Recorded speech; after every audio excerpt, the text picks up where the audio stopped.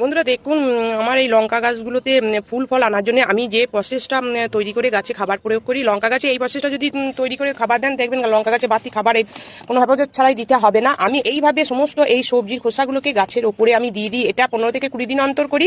এখানে আপনারা যে কোনো সবজির খোসা অ্যাড করতে পারেন। আমি এখানে শুধুমাত্র দিয়েছি মোচার খোসা। মোচার খোসাতে প্রচুর পরিমাণে পটাশিয়াম আছে, আয়রন আছে, আর অন্যান্য পুষ্টিগুণগুলো আছে।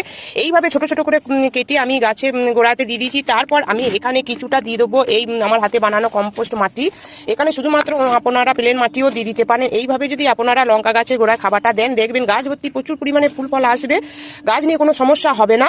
এইভাবে লঙ্কা গাছে খাবার প্রয়োগ করুন। প্রতিটি লঙ্কা গাছের গোড়ায় এইরকম আপনারা 15 থেকে 20 দিন অন্তর অন্তর এই সবজির খোসাগুলোকে অ্যাড করুন। আমি সমস্তটা মাটি দিয়ে এটা ঢাকা দিয়ে দেবো। ওনারা চাইলে এই চারপাশে খুঁড়েও দিতে পারেন, একটু খাল করে মাটি তুলে নিয়ে সেটাও দিতে পারেন। পর আমি এখানে জল দিয়ে দেবো, অল্প করে করে জল দিয়ে দেবো।